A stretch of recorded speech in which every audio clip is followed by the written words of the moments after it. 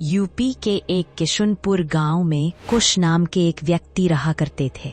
उनका एक छोटा सा परिवार था। उनकी पत्नी और बेटी सुष्मिता थी। कुश शिव के बहुत बड़े भक्त थे। सुष्मिता एक सिंपल लड़की थी और वो कॉलेज में जाया करती थी। अक्सर लड़कियों के बड़े जल्दी दोस्त बन जाते हैं। सुष्मिता की एक रोशनी नाम की लड़की दोस्त बन जाती है तो इन दोनों का कॉलेज खत्म होने को आ जाता है। उसी बीच रोशनी की शादी फिक्स हो जाती है। रोशनी सुष्मिता को भी निमंत्रण देती है और बोलती है, देख तू मेरे शादी में नहीं आई तो ठीक नहीं होगा। दोनों कुछ टाइम हंसी मजाक करते हैं और रोशनी बोलती है, चल मैं निकलती हूँ, और रोशनी घर के लिए निकल जाती है। कुछ टाइम बीतता है और रोशनी के शादी वाले दिन आ जाते हैं तो सुष्मिता अपनी मम्मी से बोलती है, मम्मी आज रोशनी की शादी है और मुझे उसकी शादी में जाना है। मम्मी तो मना करती है क्योंकि बेटी अब सयान हो चुकी थी और उनकी एक ही औलाद थी और वो लोग उसे बहुत प्यार करते थे। सुष्मिता को बड़े लाड़ प्यार से पाले थे। सुष्मिता पापा के पास जाती है पूछने के लिए। कुश भी मना कर देते हैं। फिर सुष्मिता के जिद करने पे दोनों लोग मान जाते हैं। सुष्मिता आज खुद से सजती संवरती और मेकअप करती है, लेकिन आज कुछ अलग ही खूबसूरती झलक रही थी उसके अंदर से।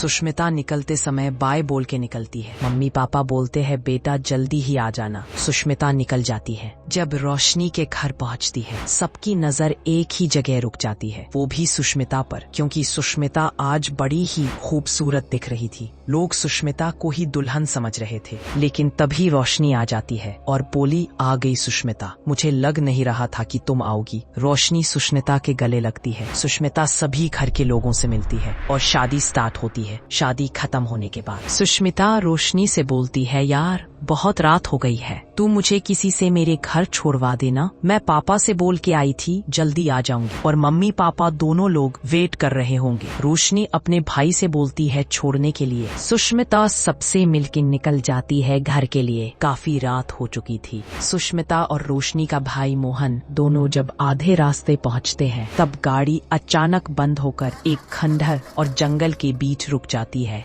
और मोहन कार से बाहर निकल के कार को खोल के देखता है। इंजन से धुआं निकल रहा था। मोहन सुष्मिता से बोलता है, कार से धुआं निकल रहा है, मैं पानी लेकर आता हूँ और तुम कार से बाहर मत निकलना। मोहन चला जाता है। पानी लेने के लिए कुछ देर बाद उस खंडहर से मोहन की आवाज आती है। सुष्मिता घबरा जाती है। मोहन बोलता है, अंधेरे में मैं इस घर के अंदर आ गया और मैं बाहर नहीं निकल पा रहा हूँ, तुम मेरी मदद करो बाहर निकलने में। सुष्मिता कार की गेट खोलती है और बाहर निकलती है। आगे जाकर देखती है उस खंडहर का दरवाजा तो बहुत पुराने जैसा और बहुत दिन से बंद लग रहा था और उस बंधन से बांधा हुआ दरवाजे में एक त्रिशूल लगा था। सुष्मिता सोच रही थी खोलूंगी नहीं, तब मोहन की आवाज आई, सुष्मिता दरवाजा खोलो, घर नहीं चलना है क्या? अब तुम्हें लेट नहीं हो रहा है? सुष्मिता दरवाजा खोल देती है। तेज हवा चलती है। तभी मोहन पीछे से आता है पानी लेकर और बोलता है, सुष्मिता कहाँ जा रही थी? तुम्हें नहीं पता ये शमशान घाट है? तुमने कहीं वो दरवाजा खोल दिया क्या? सुष्मिता और मोहन कार में बैठते हैं और घर की तरफ निकल जाते हैं। घर पर मम्मी पापा इंतजार कर रहे होते हैं। सुष्मिता घर में आती है। मम्मी पापा पूछते हैं, बेटा इतना लेट कहाँ हो गया? सुष्मिता कोई जवाब नहीं देती है, रूम में चली जाती है। माँ बाप को लगा बेटी थक गई होगी। फिर सुबह होती है। सुष्मिता की रात से ही अजीब बर्ताव लग रहे थे। मम्मी जाती रूम में उठाने, बेटा उठो। सुष्मिता उठती है और मम्मी को बोलती है भरी आवाज में, कौन सुष्मिता? और मम्मी को रूम से बाहर निकालकर दरवाजा बंद कर देती है। मम्मी पापा के पास भागती हुई जाती है और बोलती है, सुष्मिता दरवाजा नहीं खोल रही है। मम्मी पापा दरवाजा पीटते हैं, बेटा दरवाजा खोलो। अचानक अंदर से चीखने और रोने की आवाज आती है, जैसे कोई किसी के साथ बहुत गलत कर रहा है और उसकी चीख मदद की आवाज लगा रही है। और उसकी मम्मी खिड़की से देखती है, बेटी बेड के ऊपर हवा में है बिना कपड़ों के और कोई काली छाया उसके साथ गलत काम कर रही है। और उसके पापा भी सुष्मिता को देख के पागल हो जाते हैं।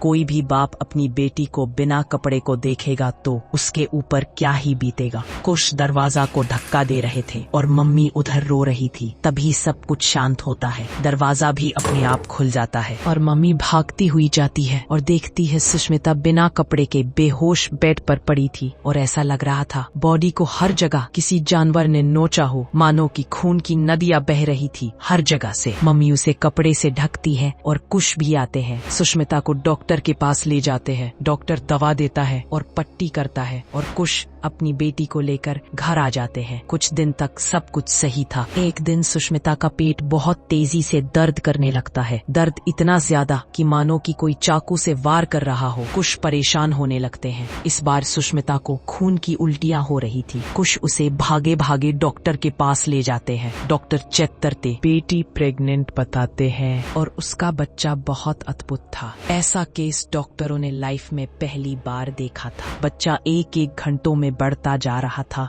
मानो कि कोई शैतान का बच्चा हो। कुश किसी तांत्रिक को लेकर आते हैं और सुष्मिता को दिखाते ही तांत्रिक बोलते हैं, इस बच्ची के ऊपर 2 जिन का छाया है और ये बच्चा भी जिन का है, जो एक इसके साथ गलत काम करता है और दूसरा इसे मारने को चाहता है। तभी सुष्मिता ऊपर हवा में हो जाती है और आंधी तूफान आता है। सुष्मिता सभी इंसानों को मारना स्टार्ट करती है। किसी का सर तोड़ देती, किसी को बीच से फाड़ देती। हॉस्पिटल में भूकंप सा आ गया था। तांत्रिक अपनी साधना कर रहा था, मंत्र पढ़ रहा था। तभी सुष्मिता आती है, तांत्रिक के छाती को फाड़कर उस पार निकल जाती है। माहौल पूरा खून का मंजर हो गया था। कुश भागे भागे शिव के मंदिर जाकर अपनी बेटी के जान की भीख मांगते हैं। कुश शिव के बहुत बड़े भक्त थे और अपना सर पटक पटक कर रो रहे थे। तभी एक तांत्रिक आते हैं और कुश से पूछते हैं, क्या हुआ बेटा, तुम बहुत परेशान लग रहे हो। कुश उन तांत्रिक को अपनी सब घटना बताता है और तांत्रिक कुश के साथ हॉस्पिटल पहुंचता है और सुष्मिता एक भयानक रूप ले चुकी थी। सुष्मिता जैसे ही तांत्रिक के पास आती है, तांत्रिक अपना त्रिशूल चला देते हैं। सुष्मिता को त्रिशूल लगा और वो शांत हो जाती है और सुष्मिता अपने रूप में आ जाती है। कुश सुष्मिता को उठाते हैं और तांत्रिक बताते हैं, इसके शरीर में 2 जिन रहते थे। ये जब रोशनी के शादी से वापस आ रही थी तभी इसकी कार खराब हो गई थी और ये उसी शमशान में चली गई थी जहां उस जिन को कैद किया गया था और इसने उस शमशान के बंधन को खोल दिया था। तभी से ये दोनों जिन इसके साथ रहते थे। अब मैंने जिन को कैद कर लिया है। सुष्मिता होश में आती है और तांत्रिक का पैर छूती है।